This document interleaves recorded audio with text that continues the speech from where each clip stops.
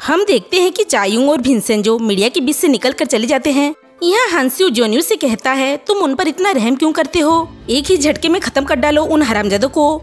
जोन्यू कहता है, मैं उन पर रहम नहीं करता, वो इसलिए जीत जाते हैं क्योंकि वो हमसे ज्यादा स्मार्ट हैं। हांस्यू कहता है, हाँ, पर हमें उससे छुटकारा नहीं पाना चाहिए क्या। जोन्यू कहता है, इतने अच्छे मददगारों से छुटकारा क्यों पाना है। हांस्यू पूछता है, मददगार। जोन्यू कहता है, वो मुझे मेरी कमजोरी बताकर ज्यादा ताकतवर बना रहे हैं।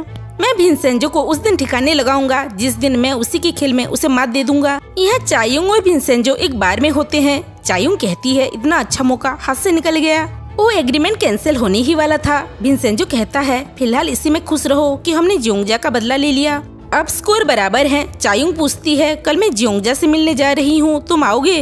भिनसेंजो कहता है, टाइम होगा तो आ जाऊंगा। चायुंग कहती है, तुम्हें पता है इस वक्त हमारा सारा ध्यान किस पर होना चाहिए। भिनसेंजो कहता है, बाबिल के असली बॉस पर। चायुंग कहती है, मुझे लगा जब वो हारने लगेगा वो सामने आ जाएगा, पर वो तो उल्टा जीत गए। भिनसेंजो कहता है, शैतान उम्मीद से जल्दी वापसी कर लेता है और पहले से ज्यादा ताकतवर हो जाता है। चायुंग पूछती है, तो फिर हम असली बॉस को नकाब से बाहर कैसे निकालेंगे। भिनसेंजो कहता है, कोई कितना भी शातिर क्यों ना हो, सुराग जरूर छोड़ता है, वही हमारा मौका है। चायुंग कहती है, जब भी हम बाबिल के बॉस की बात करेंगे हम उसे बाबो कहेंगे। भिनसेंजो कहता है, नाम अच्छा है। यहाँ घर पर भिनसेंजो डॉक्टर की बात याद करता है। डॉक्टर ने कहा था, जो मरीज जिसे पहले भी कैंसर हुआ हो उसका खास ख्याल रखना जरूरी है। चायुंग पूछती है, क्या उन्हें पहले भी कैंसर था। डॉक्टर कहते हैं, हाँ, पहले उन्हें लंग कैंसर था। भिनसेंजो पूछता है, ये कब की बात है। डॉक्टर कहते हैं, जनवरी 1993 में उन्हें लंग कैंसर डायग्नोस हुआ था। वो 3rd स्टेज का कैंसर था, वो बिना सर्जरी के ठीक हो गई थी। 3rd स्टेज का कैंसर बिना सर्जरी के ठीक नहीं हो सकता, ये कोई चमत्कार से कम नहीं है। भिनसेंजो रिपोर्ट देखकर सोचता है, क्या उन्होंने मुझे इसलिए छोड़ा क्योंकि उन्हें कैंसर था और उन्हें लगा वो मर जाएंगी। यहाँ रात को प्लाजा में फिर से वही 2 किराएदार सोना ढूंढने आ जाते हैं। हम देखते हैं कि सोना ढूंढने एक एक कर सारे किराएदार आ जाते हैं। दोनों किराएदार ये देख कहते हैं, सब आ गए, पर वो 2 मंक नहीं आए, शायद उनके धर्म में लालच की जगह नहीं है। हम देखते हैं कि वो 2 मंक भी सोना ढूंढ रहे होते हैं। मंक शिष्य कहता है, ये सोना हम क्या करेंगे। उसके गुरु कहते हैं, हम इसे गरीबों और बीमार बच्चों के इलाज में दान कर देंगे। तब मिस्टर हान भी वहाँ आ जाते हैं। हम भिनसेंजो को वही पक्षी से परेशान होता देखते हैं जो कि हर रात उसे सोने नहीं देता। वो उसे भगाने की कोशिश करता है पर वो नहीं जाता। वो उस पक्षी को एक नाम भी देता है, कहता है, आज से तुम्हारा नाम इंजाकी है। हम डॉक्टर जिल को देखते हैं जो कि किसी से मिलने आए थे। यहाँ लॉ फर्म में मिस चोई कहती है, डॉक्टर जिल ने हमारे साथ कॉन्ट्रैक्ट तोड़ने के बाद उसने प्रोसिक्यूशन से सुरक्षा की मांग की है। जोन्यू पूछता है, प्रोसिक्यूशन से क्या चक्कर चला रहा है। मिस्टर हान कहते हैं, वो तो पता नहीं। जोन्यू पूछता है, प्रोसिक्यूटर इंचार्ज कौन है। मिस चोई कहती है, जॉन ई कुक इंचार्ज हैं, नाम डोंगबू प्रोसिक्यूशन सर्विस के। जोन्यू कहता है, जॉन ई कुक नाम सुना लगता है। मिस चोई कहती है, हाँ, उसने बाबिल के खिलाफ जांच शुरू की थी जब आपके पिता चेयरमैन थे। जोन्यू कहता है, वो पहले से हमारा सरदर्द था। मिस चोई कहती है, हाँ बिल्कुल, वो किसी की भी नहीं सुनते, वो चीफ प्रोसिक्यूटर की भी नहीं सुनते। पिछले हफ्ते ही वो वापस आए हैं। तब जोन्यू को डॉक्टर जिल का कॉल आता है। जोन्यू कहता है, आप हमें क्यों तंग कर रहे हैं। डॉक्टर जिल कहते हैं, मैं अपनी कुछ शर्तें बताना चाहता हूँ। जोन्यू कहता है, बस आप हुक्म कीजिए, जो बोलेंगे मिल जाएगा। डॉक्टर जिल कहते हैं, पहली शर्त, मेरी जान मत लीजिएगा। जोन्यू कहता है, अब तक तो कोशिश नहीं की। डॉक्टर जिल कहते हैं, पर आप जरूर करेंगे क्योंकि मैं एक लौता हूँ जो सच्चाई जानता हूँ। जोन्यू पूछता है, तो आप सिर्फ जान की सलामती चाहते हैं। डॉक्टर जिल कहते हैं, उसके अलावा $30 मिलियन, पैसे मिलते ही गायब हो जाऊंगा।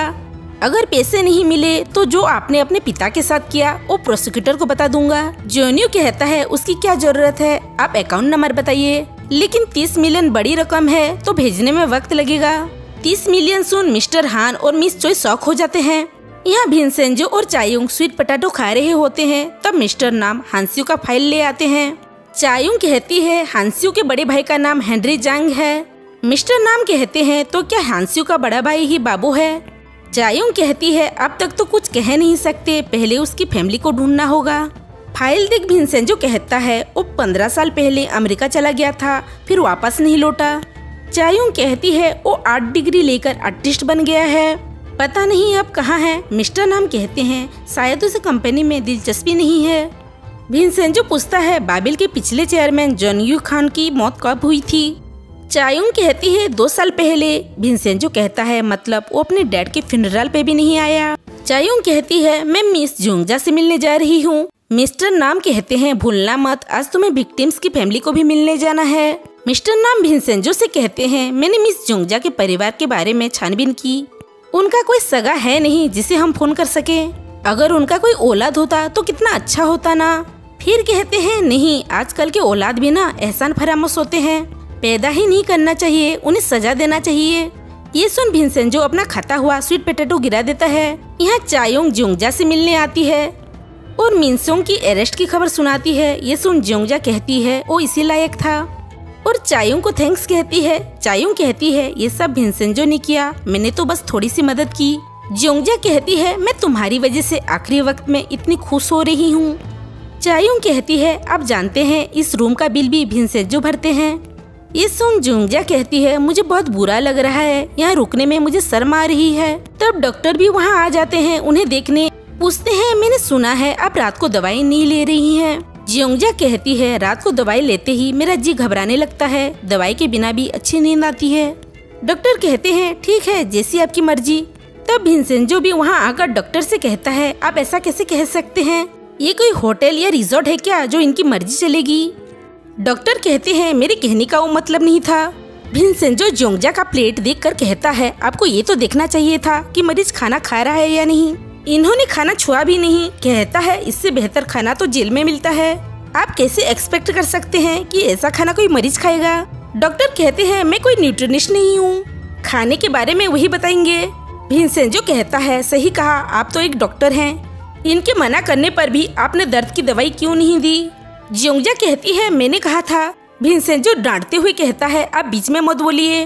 डॉक्टर कहते हैं हमने कुछ दवाइयाँ इसलिए हटाई है क्योंकि उनके साइड इफेक्ट थे। भिनसेंजो गुस्सा होकर कहता है इनकी हालत देखिए, इन्हें दवाई की जरूरत है। चायुंग उसे रोक कर कहती है चिल्ला क्यों रहे हो। भिनसेंजो जोंगजा से कहता है दवाई नहीं लेनी तो हॉस्पिटल में क्यों बैठे हैं आप। जोंगजा डर जाती है, कहता है जिद छोड़िए और डॉक्टर जैसा बोलते हैं वैसा कीजिए। जोंगजा हाँ कहती है और भिनसेंजो वहाँ से चला जाता है। चायुंग जोंगजा से कहती है उसकी बात का बुरा मत मानिए, वो आजकल बहुत परेशान है। जोंगजा कहती है वो तो डर ही गई। भिनसेंजो की परवाह देख वो कहती है उसके डांट में भी प्यार था। यहाँ हांस्यू जोन्यू को फोन कर कहता है 2 बैंक ने बाबिल में इन्वेस्ट करने से मना कर दिया। जोन्यू पूछता है सिंगवांग बैंक के इन्वेस्ट के बाद भी। हांस्यू कहता है चायुंग ने जो कल रिपोर्टर के सामने बकवास की थी उसके वजह से उन्हें बाबिल पे कोई भरोसा नहीं रहा। मैंने पहले ही कहा था भिनसेंजो और चायुंग को ठिकाने लगाने के लिए। जोन्यू ये सुन गुस्सा हो जाता है। हांस्यू कहता है मैं आपकी भलाई की बात कर रहा हूँ। जोन्यू कहता है अपनी आवाज नीचे रखो, मुझे डरा दिया। कहता है मैं आज नामडोंग्यू ऑफिस में मीटिंग रखूंगा, आ जाना। हांस्यू अपने आप से कहता है डैड को मारते वक्त उसने एक बार भी नहीं सोचा। भिनसेंजो, चायुंग और मिस्टर नाम रेस्टोरेंट में उन 4 लोगों से मिलने जाते हैं जिन्होंने बाबिल के वेयरहाउस जलाने में मदद की थी। भिनसेंजो पूछता है मैंने सुना है पिछले हफ्ते कुछ हंगामा हुआ था। विक्टिम्स की फैमिली कहती है हाँ, बाबिल फार्मा के कुछ शेयर होल्डर हमारी मीटिंग में आए थे और हमें गालियां दे रहे थे स्टॉक प्राइस गिरने के लिए, हम पे चिल्ला रहे थे। वो तो हमारी किस्मत अच्छी थी कि सिर्फ गालियां देकर चले गए। चायुंग कहती है वो लोग साइकोपैथ हैं, उनमें फीलिंग नाम की कोई चीज नहीं है। फिर कहती है ये सब छोड़ो और सब खाना एंजॉय करते हैं। यहाँ हांस्यू, मिस चोई और मिस्टर हान चीफ प्रोसिक्यूटर से मिलने जाते हैं। हांस्यू कहता है मुझे पहले ही आपको बुला लेना चाहिए था। चीफ प्रोसिक्यूटर कहते हैं हाँ समझ सकते हैं, तुम्हारी कंपनी की हालत पतली जो है। हांस्यू कहता है हाँ मुझसे कुछ गलतियाँ हुई है। कहता है उम्मीद है हमारी दोस्ती फायदेमंद रहेगी। दूसरे प्रोसिक्यूटर कहते हैं हम दोस्त नहीं हैं, हम ये सब कॉन्ट्रैक्ट बनाकर कर रहे हैं। हांस्यू कहता है मैं गारंटी के लिए काफी कुछ दे चुका हूँ। चीफ कहते हैं इसका मतलब ये नहीं कि तुम सर पर बैठ जाओगे, अगर तुमने हमें तकलीफ पहुंचाई तो हम जब चाहें तुम पर चार्ज ठोक देंगे। मिस चोई कहती है जब हम एक कश्ती पर सवार हैं तो हमें ब्लेसिंग दीजिए। चीफ मिस चोई को ताना मारते हुए कहते हैं तुम तो ऐसे एक्टिंग करती हो जैसे तुम्हें कोई खरीद नहीं सकता। हांस्यू कहता है मैं आपको निराश नहीं करूँगा, बस आपकी मदद चाहिए। ये सब बात जोन्यू कहीं और बैठकर सुन रहा था। कहता है बूढ़े फड़फड़ा रहे हैं, उन्हें उनकी औकात दिखानी पड़ेगी। जब चीफ प्रोसिक्यूटर चले जाते हैं हांस्यू, मिस चोई और मिस्टर हान को अपने साथ आने को कहता है। हम देखते हैं चीप और उसके जूनियर प्रोसिक्यूटर को कुछ लोग किडनैप कर लेते हैं। यहाँ प्लाजा के अंदर 2 मास्क पहने आदमी विंसेंजो के घर घुसकर कुछ ढूंढ रहे होते हैं। ये देख 2 किराएदार उनसे लड़ने लगते हैं और वो 2 लोग डर कर भाग जाते हैं। हम विंसेंजो और चायुंग को विक्टिम्स की फैमिली के साथ देखते हैं और दूर से कोई उन पर नजर रख रहा था। जब चायुंग घर आती है तब एक मास्क पहना आदमी उस पर हमला करने की कोशिश करता है। जब वो हथौड़े से उसे मारने वाला होता है, विंसेंजो वहाँ आ जाता है और दोनों मास्क पहने आदमी को मारने लगता है। विंसेंजो ने पहले ही उन्हें पीछा करते हुए देख लिया था। दोनों आदमी डर कर भाग जाते हैं। चायुंग कहती है ये बाबिल ने किया होगा। यहाँ चीप और उसके जूनियर को हांस्यो ने किडनैप कर लिया था। कहता है मुझसे इज्जत से पेश आना चाहिए था, प्यार से बात क्या कर लिया, तुमने मुझे हल्के में ले लिया। मिस्सोई पूछती है जोन्यू को पता है क्या? हांस्यो कहता है उन्होंने ही ये सब करने को कहा है। चीप और उसके जूनियर हांस्यो को बर्बाद करने की धमकी देते हैं। तब जोन्यू हेलमेट पहनकर वहाँ आ जाता है और जूनियर प्रोसिक्यूटर को एक गोल्फ स्टिक से पीट कर मार डालता है। ये देख चीप डर जाते हैं और कहते हैं वो उसे ना मारे, उसे छोड़ दे, वो जो भी कहेगा वो करेंगे। जोन्यू कहता है पहले वो उसे नहीं मारेंगे बल्कि उसकी बेटी को मारेंगे जो इटली में है। ये सुन चीप उससे माफी मांगते हैं और कहते हैं कि वो उसके बेटे को छोड़ दे। हांस्यो कहता है तुम्हें तमीज से पेश आना चाहिए था। यहाँ बाहर हांस्यो जोन्यू से कहता है वो ये करने वाला था, उसे पहले ही बता देना चाहिए था। मिस्टर हान कहते हैं कल इससे बड़ी प्रॉब्लम हो सकती है। जोन्यू कहता है मुझे फर्क नहीं पड़ता, मुझे सब पहले जैसा करना है, शुरुआत आज से होगी। मिस्सोई कहती है वो ऐसे ही करेगी जैसा वो कहेगा। जोन्यू फिर हांस्यो से अपनी सिक्योरिटी बढ़ाने को कहता है। यहाँ विंसेंजो और चायुंग जब घर पर होते हैं, चायुंग कहती है वो लोगों को बाबिल ने या फिर बुजा ने भेजा होगा। विंसेंजो कहता है वो तुम्हें मारने नहीं बल्कि डराने आए थे। विंसेंजो कहता है आज की रात यहाँ मत रुको, अपने किसी दोस्त के घर चले जाओ। चायुंग अपने दोस्तों को फोन करती है पर कोई मदद नहीं करता। चायुंग कहती है आज मैं होटल में रुक जाती हूँ। विंसेंजो फिर उसे होटल में छोड़कर चला जाता है। होटल में चायुंग एम्प्लॉइज को देखकर शक करने लगती है और डर कर भाग जाती है। जब विंसेंजो अपने घर आता है तो किराएदार उसे बताते हैं कि उसके घर पर 2 हमलावर आए थे। विंसेंजो किराएदारों को थैंक्स कहता है हमलावरों को भगाने के लिए।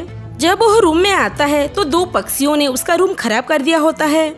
वह उस पक्षी इंजाकी को पकड़ने की कोशिश करता है पर कुछ कर नहीं पाता।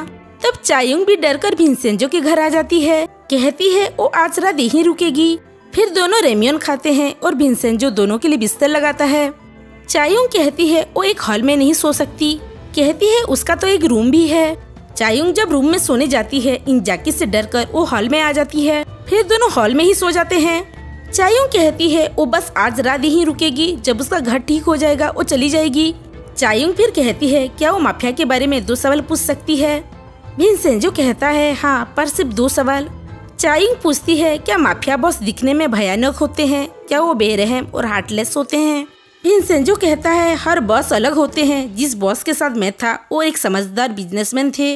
चायुंग कहती है तो फिर वो तो अच्छे इंसान होंगे। विंसेंजो कहता है हाँ, वो मेरे लिए मेरे पिता जैसे थे। फिर चायुंग पूछती है तुमने कहा था वो लोग ऐसे मारे जाते हैं जैसे फिल्मों में मारे जाते हैं, और माफिया का वसूल है कि वो लोगों को उनकी गलती की सजा देते हैं। पूछती है क्या तुमने कभी किसी को गलती की सजा दी है? विंसेंजो कहता है तो तुम पूछ रही हो मैंने किसी को मारा है या नहीं? विंसेंजो कहता है कभी नहीं, मैं तो सिर्फ एक वकील हूँ। चायुंग कहती है मुझे पता था, भले ही तुम माफिया के लिए काम करते हो पर तुम किसी की जान नहीं ले सकते। विंसेंजो पूछता है अगर मैंने किसी की जान ली होती तो क्या तुम मुझसे रिश्ता तोड़ देती? चायुंग कहती है अगर ऐसा हुआ तो मुझे लगेगा तुम दूसरी दुनिया से आए हो। फिर दोनों बात करते हैं और सो जाते हैं। सुबह विंसेंजो और चायुंग देखते हैं कि जूनियर प्रोसिक्यूटर की एक एक्सीडेंट में मौत हो गई। चायुंग कहती है जरूर कल जो हुआ उससे कोई कनेक्शन हो। विंसेंजो कहता है नहीं, इसे सोच समझकर मारा गया है। यहाँ हम हांस्यो और जोन्यू को ब्रेकफास्ट टेबल पर देखते हैं। जोन्यू कहता है मैंने किसी को विंसेंजो का पता लगाने के लिए इटली भेजा था, वो आकर बताएगा। हांस्यो कहता है मुझे कुछ बताना है। जोन्यू पूछता है कुछ प्रॉब्लम खड़ी कर दी क्या तुमने? हांस्यो उसने क्या किया है बताता है। ये सुन जोन्यू गुस्सा हो जाता है, कहता है बिना पूछे ऐसे करने की हिम्मत कैसे हुई? हांस्यो कहता है मैं आपका बोझ हल्का करना चाहता था, जो भी किया आपके दुश्मनों को खत्म करने के लिए किया। जोन्यू कहता है अगर तुमने ऐसी गलती दोबारा की तो तुम्हारी जिंदगी की आखिरी गलती होगी। ये कहकर वो चला जाता है। हांस्यो को इस बात से कोई फर्क नहीं पड़ता और आराम से ब्रेकफास्ट करने लगता है। जोन्यू परेशान होकर चायुंग को वीडियो कॉल करता है। पूछता है ये तुम्हारा घर तो नहीं है? विंसेंजो को वीडियो में देख वो पूछता है तुम विंसेंजो के घर पर हो क्या? चायोंग कहती है मैं कल रात से यहीं पर हूँ और फोन कट कर देती है। जब भिनसेंजो पार्किंग में होता है तब मिस्टर हान उसकी गाड़ी के पीछे छुपे होते हैं और भिनसेंजो के पास आकर कहते हैं वो एक बहुत बड़े खतरे में है। वो भिनसेंजो को अपना फोन नंबर देकर कहते हैं जब भी खतरा महसूस हो मुझे फोन कर दीजिएगा या फिर हेल्प मी मैसेज कर देना, मैं चला आऊंगा। कहते हैं मैं कोई कुक नहीं हूँ, बहुत पहुँची हुई चीज हूँ। यहाँ चायोंग और भिनसेंजो बात कर रहे होते हैं। भिनसेंजो कहता है बाबू ने कहा होगा इसलिए हांस्यू ने अपनी सिक्योरिटी बढ़ा दी, वह अपने सबसे बड़े कमजोर मोहरे को बचा रहा है। चायोंग कहती है अब हमें हांस्यू से पता नहीं लग सकता, पता नहीं कौन है ये बाबू। तब मिस्टर नाम वहाँ आकर बताते हैं कि डॉक्टर जिल अब प्रोसिक्यूटर के प्रोटेक्शन में है। ये सुन भिनसेंजो कहता है शायद वो बाबिल से कोई डील कर रहा होगा। चायोंग प्रोसिक्यूटर इंचार्ज के बारे में पूछती है। मिस्टर नाम कहते हैं वो प्रोसिक्यूटर जोंग इन कुक है। चायोंग कहती है मैं प्रोसिक्यूटर जोंग इन से ही पूछती हूँ। फिर भिनसेंजो मिस्टर चू से मिलने जाता है। मिस्टर चू कहते हैं गोल्ड के मालिक की आंखों का आइरिस प्रिंट मिल गया, बस अब बाहर से स्लैब खोलना है फिर हम सोना निकाल लेंगे, पर स्लैब हटाने से पहले मॉन्ग के टेम्पल को शिफ्ट करना होगा। फिर भिनसेंजो मॉन्ग के पास आकर उन्हें इस टेम्पल से जाने को कहता है उन्हें ज्यादा खतरा है, वह उनके टेम्पल को सियोल के बाहर कहीं शिफ्ट कर सकता है। ये सुन मॉन्ग कहते हैं आगे चाहे जो भी हो और टेम्पल और प्लाजा को अपनी जान देकर भी रक्षा करेंगे। वुजान लॉ फर्म में मिस्टर हान कहते हैं जोन्यू अपनी हद पार कर चुका है। मिस चोई कहती है वो तो कब का पार कर चुका है, अच्छा होगा हम मुड़ के ना देखें। मिस्टर हान कहते हैं इससे तो हम भी खतरे में पड़ सकते हैं। मिस चोई कहती है अब तो खतरे को गले लगा चुके हैं। तब अचानक से जोन्यू वहाँ आ जाता है, कहता है लगता है कल रात मैंने कुछ ज्यादा ही डरा दिया। मिस्टर हान कहते हैं ऐसा कुछ नहीं है, अब तो आपके लिए इज्जत बढ़ गई है। जोन्यू कहता है मुझे अभी चीफ प्रोसिक्यूटर से काम है, मैसेज भेज दो। मिस चोई ये सुन हाँ कहती है। हम देखते हैं कि जिस बैंक ने बाबिल को लोन देने से मना किया था वहाँ गवर्नमेंट प्रोसिक्यूशन सर्विस की रेड पड़ती है। यहाँ प्लाजा में मिस्टर पार्क और उसके साथी एक स्टोर साफ कर रहे होते हैं। ये देख किराएदार पूछते हैं क्या वो कोई स्टोर खोल रहे हैं। मिस्टर पार्क कहते हैं वो यहाँ लड़ने नहीं आए, उन्होंने अपना धंधा बंद कर दिया है और अब वो कोई गुंडा नहीं है, वो यहाँ ट्रैवल एजेंसी का बिजनेस करेंगे। एक किराएदार कहता है अब जब प्लाजा बिक चुका है तो ट्रैवल एजेंसी का क्या करेंगे। फिर हम सारे किराएदारों को एक साथ इटालियन रेस्टोरेंट में देखते हैं, वो सब वहाँ सोना ढूंढने की बात कर रहे होते हैं। कहते हैं अब जब सबको पता चल ही गया है तो क्यों ना हम सब मिलकर सोना ढूंढे और मिलेगा तो बराबर हिस्सा कर लेंगे, सब मिलकर प्लानिंग के साथ सोना ढूंढेंगे। यहाँ भिनसेंजो और चायोंग टीवी पे बैंक में पड़ी रेड के न्यूज देख रहे होते हैं। चायोंग कहती है मुझे तो पहले से ही पता था ये होगा, प्रोसिक्यूटर सीओ की मौत और 2 बैंक में रेड। भिनसेंजो कहता है प्रोसिक्यूटर सीओ को बाबिल ने मारा है चीफ प्रोसिक्यूटर को धमकाने के लिए और इसीलिए वो बैंक के खिलाफ एक्शन ले रहे हैं।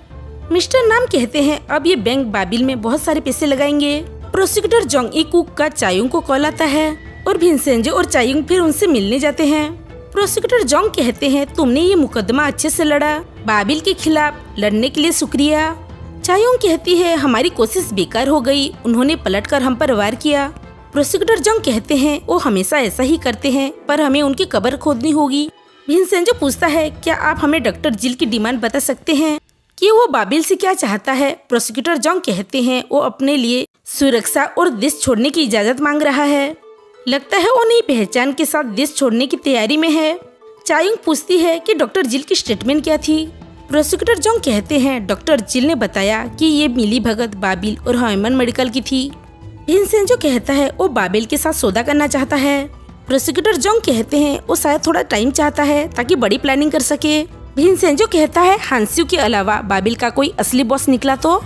प्रोसिक्यूटर जोंग चौंक के पूछते हैं बाबिल का असली बॉस कौन है वो। चायोंग कहती है अभी तक पता नहीं चला। प्रोसिक्यूटर बताते हैं जब डॉक्टर जिल सेफ हाउस में थे। डॉक्टर जिल पूछते हैं आपको पता है बाबिल के डायरेक्टर की मौत कैसे हुई थी। प्रोसिक्यूटर जोंग पूछते हैं कैसे। डॉक्टर जिल कहते हैं वो ये बात किसी और दिन बताएंगे। डॉक्टर जिल कहते हैं वो लोग हरामजादे हैं, नीच और गिरे हुए हैं, आखिरी वक्त में तो अपने डैड की इज्जत कर लेते वो लोग। ये सुन चायोंग पूछती है आपको यकीन है वो लोग एक से ज्यादा हैं। प्रोसिक्यूटर जोंग कहते हैं हाँ मुझे यकीन है। भिनसेंजो कहता है बाप की मौत के वक्त दोनों बेटे एक साथ मौजूद थे। चायोंग कहती है डॉक्टर जिल जानते हैं असली बाबू कौन है। भिनसेंजो पूछता है क्या डॉक्टर जिल ने वहाँ से किसी को कॉल किया था।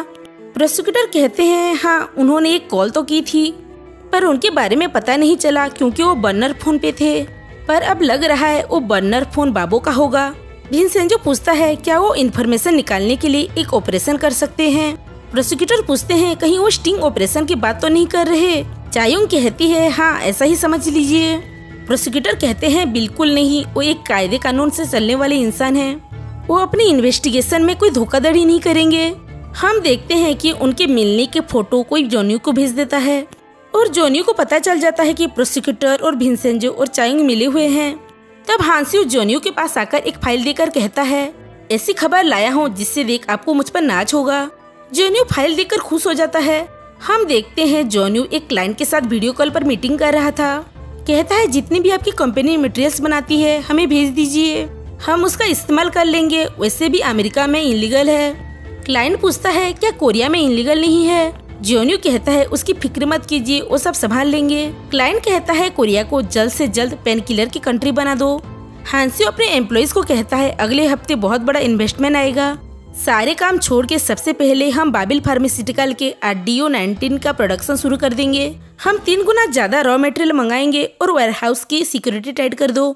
यहाँ चायुंग और विंसेंजो को पता चलता है कि 2 बैंक जिस पे रेट पड़ा था वो दोनों बाबिल पे बड़ा इन्वेस्टमेंट करने वाले हैं। चायुंग कहती है शैतान बहुत जल्दी पलटवार करता है।